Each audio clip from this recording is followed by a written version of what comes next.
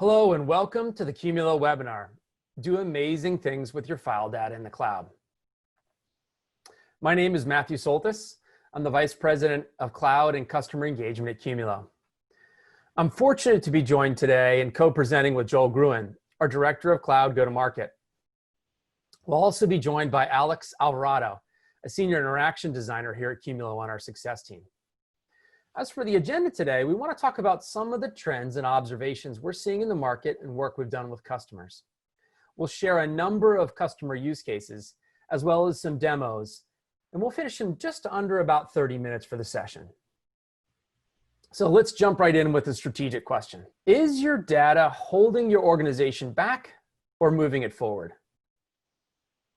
Industries around the world are in the middle of exponential growth in data, really with no end in sight. And we're here today to talk about some insights and the path and some options for customers to manage the growth of data and seize new business opportunities because of the data they have. IDC has shared some fascinating stats and quotes from a study they just completed a couple months ago. They say over 59 zettabytes of data will be created, captured, and consumed in the world this year. This is an amazing amount of data, and what's fascinating to me is this pace of data creation is really accelerating. The world will create more than 3 times the data this year as they did last year. And public cloud is a key enabler in this process. Cloud also provides the opportunity for customers and businesses to address structured and unstructured data with new applications, new services, and new models. In the next 2 years, IDC estimates that over 90% of enterprises will be relying on a mix of on-premise clouds, multiple public clouds, and legacy platforms for their infrastructure needs. I think that's a fascinating concept. Almost all organizations are going to be using all three. As we'll talk about in our session today, Qumulo has embraced both these trends, data growth and the move to cloud. And we're allowing you to take your data in a highly scalable, non-proprietary format with multi-protocol access, security, and scale-up capabilities to run wherever you want, on-prem, in a private cloud, or in multiple public clouds. With that landscape in mind, we've been talking to business leaders and done a number of recent surveys of our customers. And these 4 top themes have come out in these surveys. Organizations are really concerned that their current infrastructure they have on-prem today or that they're using today will not be able to scale to meet the speed, capacity, and agility demands. Teams are also looking at automation and DevOps technologies, infrastructure as code, because they're concerned they're spending too much time in the undifferentiated, non-value heavy lifting. This is the management of the systems instead of the data and achieving insights. Our industry is also having difficulty recruiting, maintaining, and developing highly skilled specialists. We've seen this especially with the recent COVID-19 situation with remote work.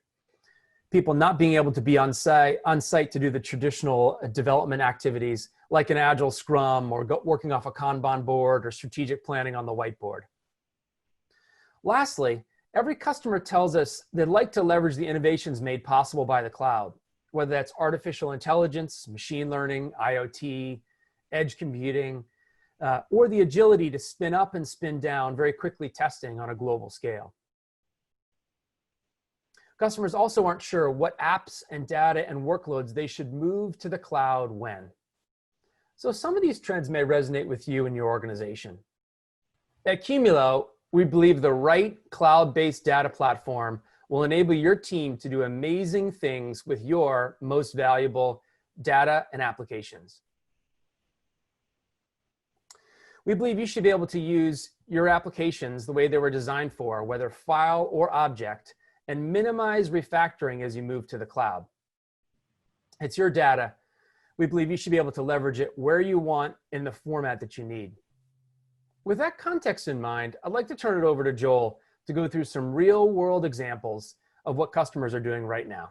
And hello, everybody. Really excited to walk you through some real world examples of how Qumulo is doing the things that Matt just walked you through.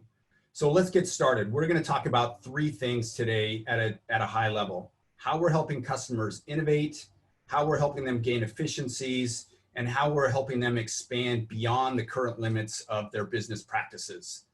So to get started, let's talk about manufacturing quality control.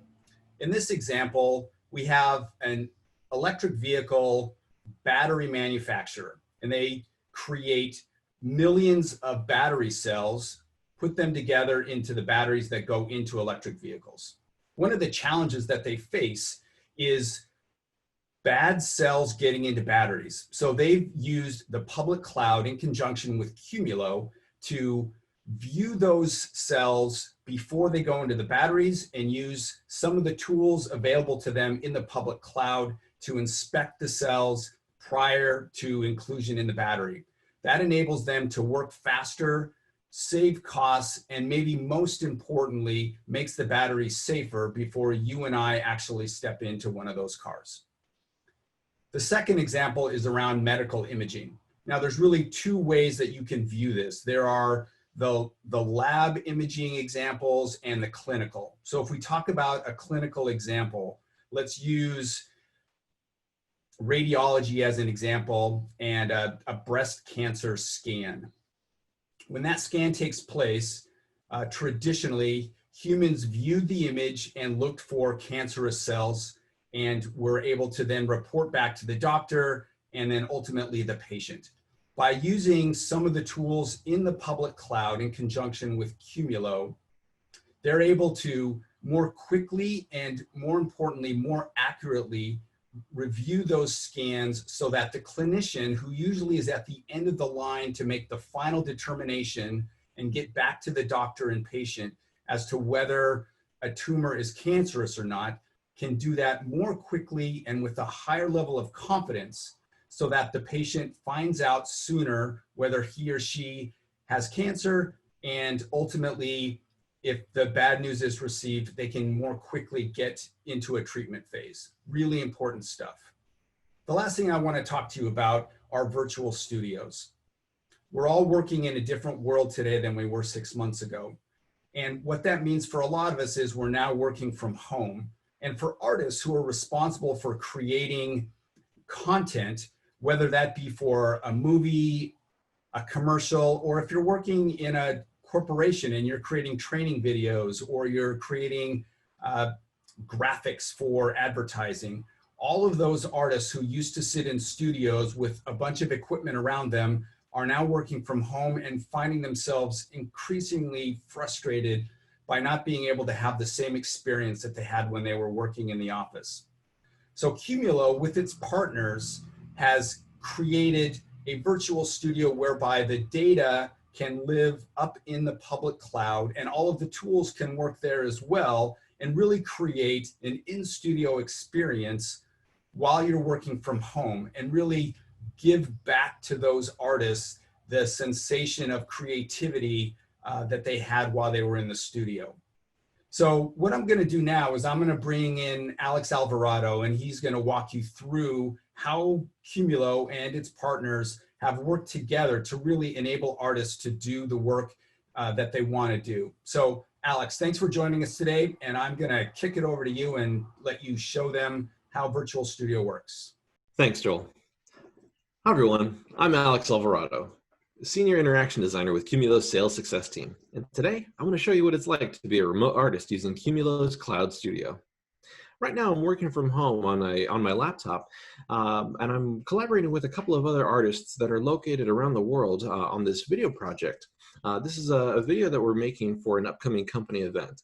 So I wanted to show you what that process looks like to get this thing, going, working remotely. All right, let me share my screen real quick. So as you can see, my studio manager has set up a cloud studio environment for us. This particular setup uses high-performance Windows workstations in our VPC, and they're connected over SMB to fast Qumulo cloud file in the same VPC. The way that this is configured, this gives me pretty much the same setup that I had with my physical workstation back in the studio.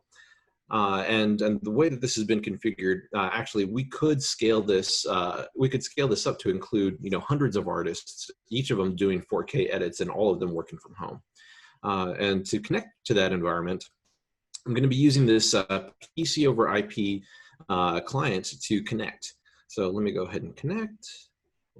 All right, here we go. All right, so it looks like it's connecting.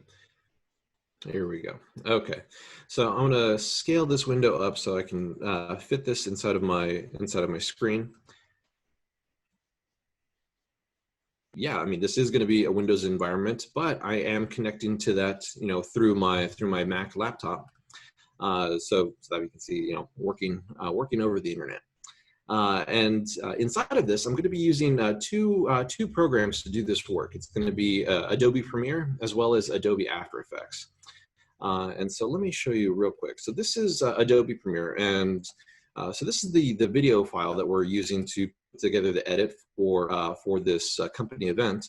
And the way that we've got the workflow set up is, you know, there's plenty of different images and motion graphics files that are being used in here, our artist, our motion graphics artist, is actually located in Europe, and just sent over a notification that the opening sequence is ready for us to use.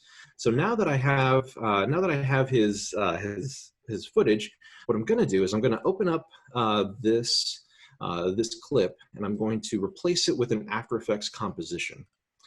And so when we do that, what it's going to do is then it will trigger an event inside of After Effects, which we're in right here. Let me make this full screen so it fills up. So now I've got this linked comp that's inside of After Effects.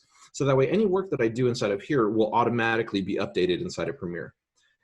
So over here, so this is the composition that he finished putting together. So it's got the introductory graphics that are here, as well as a couple of other, you know, cool bits that are going to be flying by.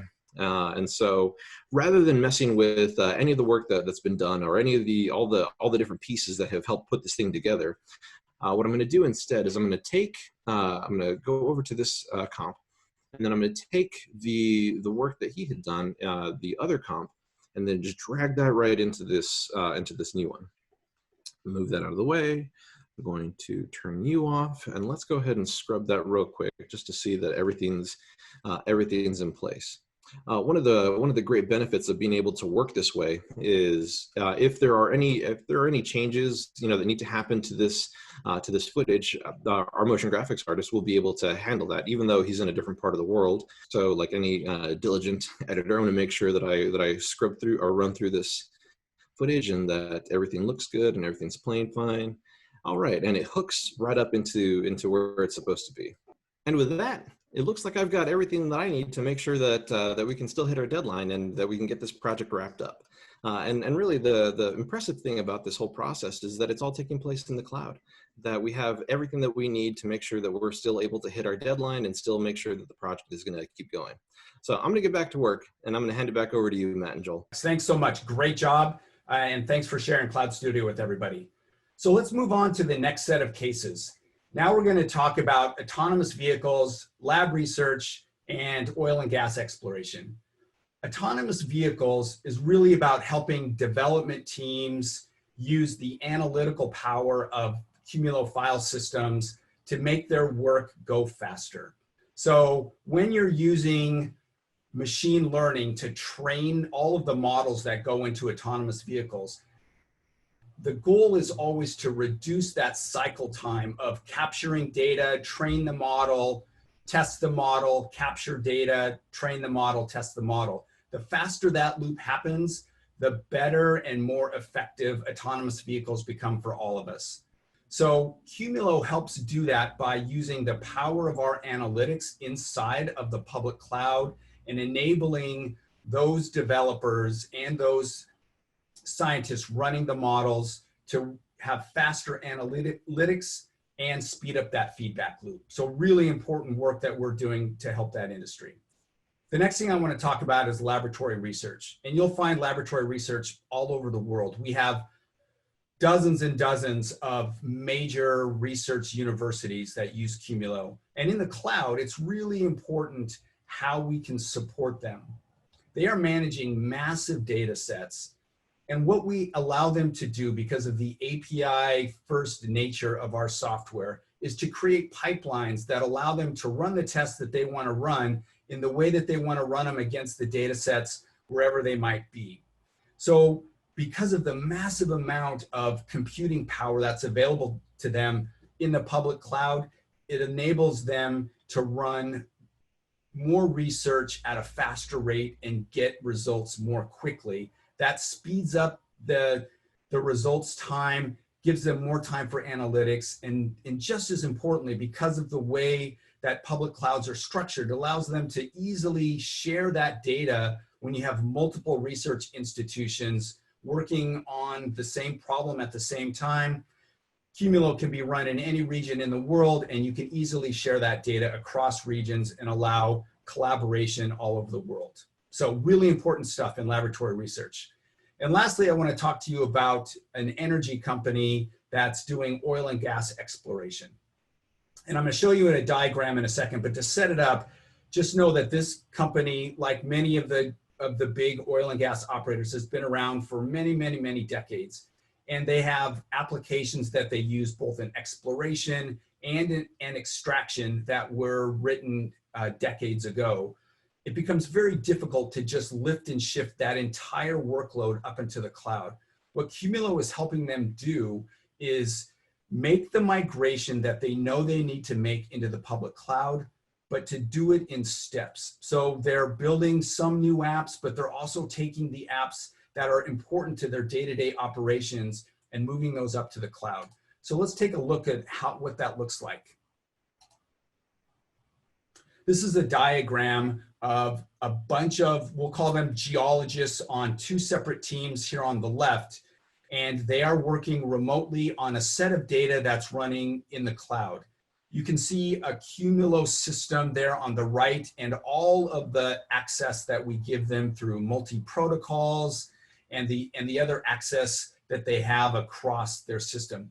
What's really important is that they also need to reach down back into their data centers for Active Directory and other tools that have not yet moved up to the cloud. So rather than wait for everything to get moved up into the public cloud, they can start working in the cloud and take advantage of all of the tools that are available to them there, but also still have the ability to reach back to their data centers and use those tools that are so important to them. So what this diagram is really showing you, and especially there on the far right, is to move data back and forth from a Qumulo system running in the public cloud to maybe some other tools that are running in that same cloud, and share the data across and allow those workers and the teams to collaborate, work, and get results in this interim stage while they're making this massive, long-term, multi-year shift into the public cloud. So Qumulo really is helping them with that migration move by allowing them to be incremental in the way that they do that. Yeah, Joel, this is a great use case for sequencing applications that have been around for a number of years that are written natively to read and write file. But there's a lot of industry applications, as you've shared earlier, that are in the similar sort of use case.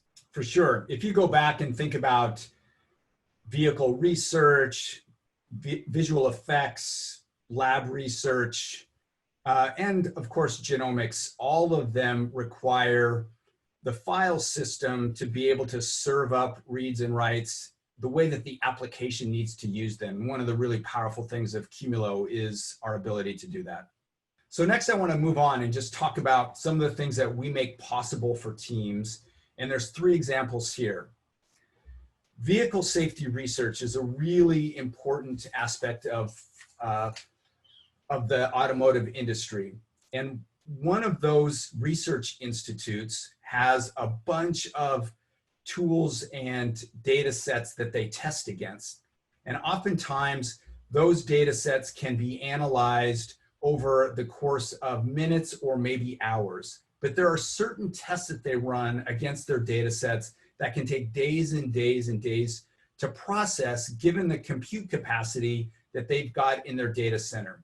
What Qumulo helps them do is take those really difficult compute jobs and move those up into the public cloud so that they can throw massive amounts of compute capacity against those particular jobs and not hold up all of the other research that they want to do behind those really big jobs. So imagine splitting the work where you've got the jobs that might take hours or minutes running in their data center on the compute capacity that they own and operate, and also being able to move the really big research jobs up into the cloud and creating compute farms that are multitudes bigger than they could ever build in their data center to run those really hard compute jobs.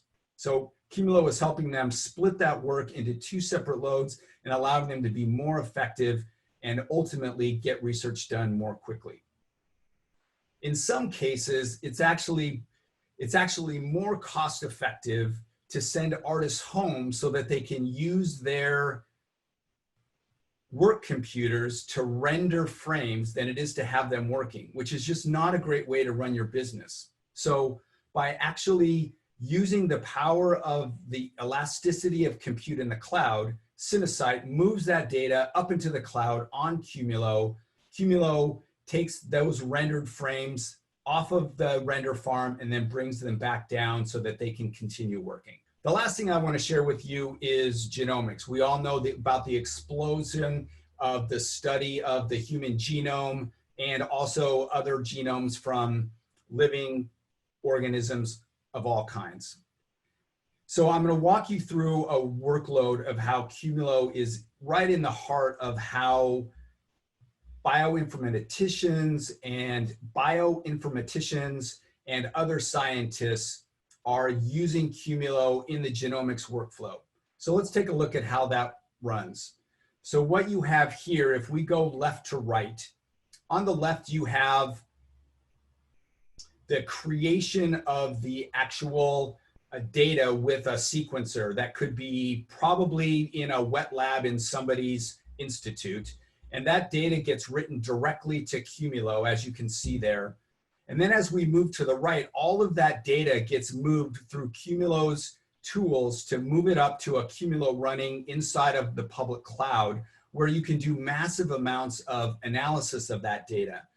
So using something like Dragon or the GATK from the Broad Institute, you can use these different types of tools to do actual analysis of the genome at a much higher rate, oftentimes at less cost, because you can create the exact amount of compute that you need to build out the workload so that you can get the work done as quickly as possible and keep your scientists busy and productive when they need to be.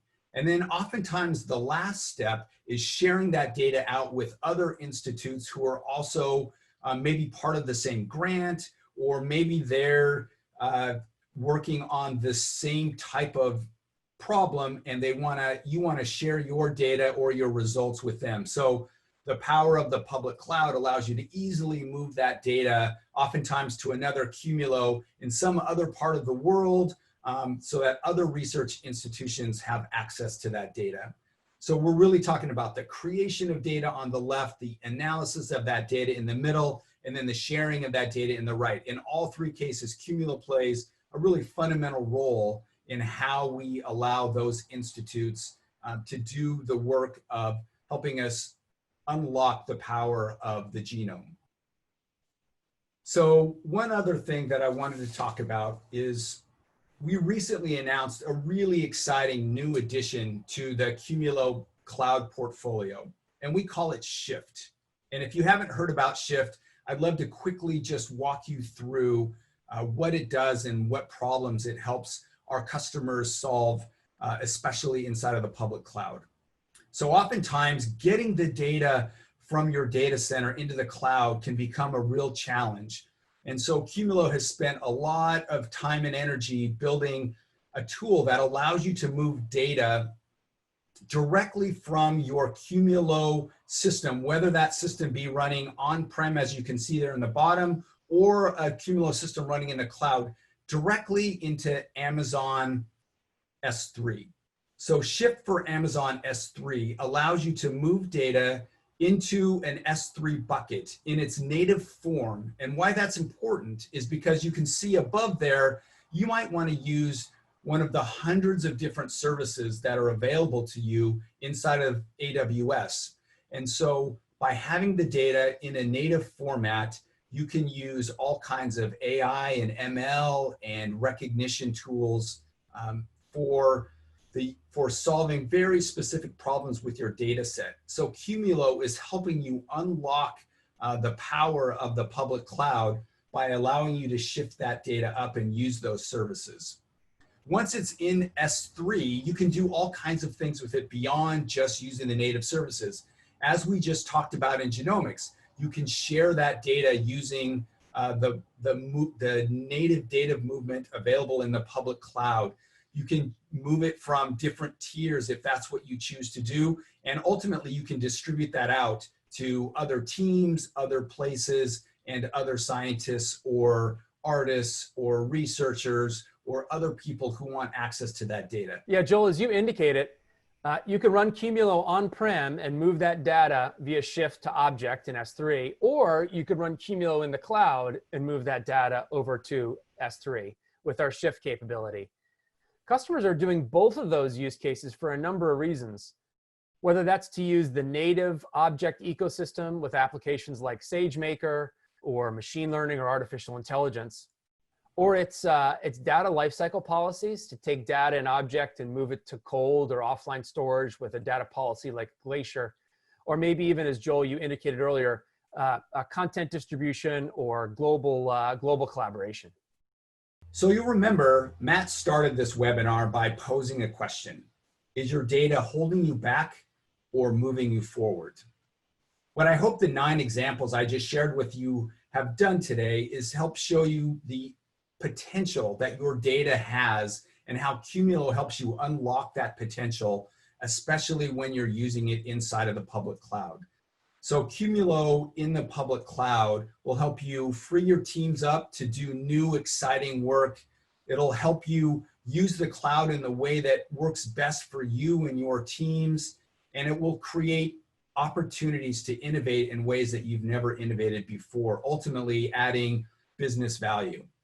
Before I hand it off to Matt, I want to just talk about one last thing that's really important to us at Qumulo, and that is our customers.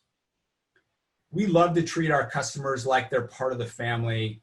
And I think one of the great things about Qumulo, especially as you are on your journey to the cloud, is that you can count on Qumulo to be right there with you, supporting you on that journey. And as you can see here, we love to reach out and create relationships with our customers. A lot of our customers, in fact, most of them interact with us in a really familiar way through Slack and build relationships that you don't see as a normal part of kind of a customer-vendor relationship. So this partnership is really important to us. And I just wanted to just call out how important our customers are to us and the pride we take in making them successful in the public cloud. So with that, I'm going to turn it back over to Matt. And I hope you guys enjoyed learning a little bit more about Qumulo in the cloud. Well, thanks, Joel. And thank you, everyone, for joining us today. We'd love the opportunity to dialogue with you, to share best practices and learnings on how to unleash the power of your data. Maybe some practical ways that this may go forward. We have the ability to do pilots or proof of concepts with you with Qumulo, and that's available in the cloud marketplaces, either from AWS or Google Marketplace today, or directly from Qumulo. We have a cloud data report about data in the cloud that contains a lot more use cases, some trends, and some enhanced data beyond what we were able to share today. You can download that at our website. We also have a Cinesite case study. Joel shared a little bit of the themes there, but they're a real industry leader, and they share some of the things that they're learning in their migration to the cloud. And lastly, reach out to us. We'd love to do a workshop with you to talk about data, applications, and use cases for the cloud along your journey. Thank you for your time today.